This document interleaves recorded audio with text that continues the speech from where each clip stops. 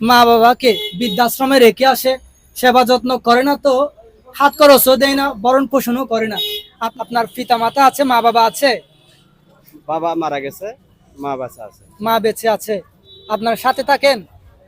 আমার আম্মা থাকে সাথে। গত 1 মাসে আপনার আম্মুর হাতে কত টাকা দিয়েছেন আপনি? আমার আম্মা বৃদ্ধ তো, আমার ভিতরই খায় এই আচ্ছা। 7-8 বছর থেকে। হাতে আমি লালন আচ্ছা, পালন করি। আপনি আমার আম্মা ভরণ পোষণ পুঙ্গু। করেন। জি। আমার আম্মা বেলটুক করে 2 হাত 2 পা পুঙ্গু। জি। আমার বউ কুলত করে নিয়ে যায়, কুলত করে আনে, গোসল করায়। এটা তো অনেক খুশির কথা। হ্যাঁ। এখন ছেলের বউয়েরা তো এই শ্বশুর শাশুড়ির সেবা যত্ন করে না, কিন্তু যারা পায় এটা তো অনেক সৌভাগ্যের বিষয়। না, আলহামদুলিল্লাহ আমার তা বউ আপনি, করে। হ্যাঁ বুঝতে পারছি আপনার কথা। এখন আপনি যে সেবা যত্ন করেন, হ্যাঁ।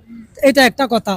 এখন তাদের একটা হাত খরচ দরকার, বৃদ্ধ মানুষের হাত খরচ অনেকটা প্রয়োজন হয়। তা আপনি কি দিয়েছেন গত মাসে কখনো? না, আমার আম্মা একটা বৃদ্ধ তো, 80-85 বছর বেশি বয়স হয়ে গেছে। বয়স অনেক বেশি হয়ে গেছে। হ্যাঁ, বেশি মানে এক কথা শেষ করা বানায়। নিজে ওষুধ ভরি, খিলান করা লাগে, এইটা দিয়ে কামাই করে। তাহলে সবকিছু আপনি ভরণ পোষণ আপনি করেন? আমি সম্পূর্ণ বহন করি। তাহলে আপনি জিতে গেছেন 100 টাকা। প্রথম প্রশ্নের পুরস্কার আপনি জিতে গেছেন। আপনি আপনার মায়ের সেবা যত্ন করেন, দেখাশোনা করেন।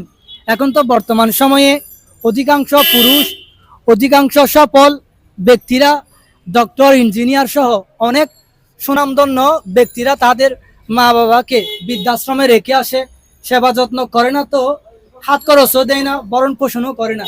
আপনি একজন ক্ষুদ্র ব্যবসায়ী হয়ে আপনার মায়ের সেবা যত্ন করছেন, ভরণ পোষণ করছেন, সেই হিসাবে আমরা আপনাকে পুরস্কার দিলাম 100 টাকা। দ্বিতীয় প্রশ্ন আপনার জন্য।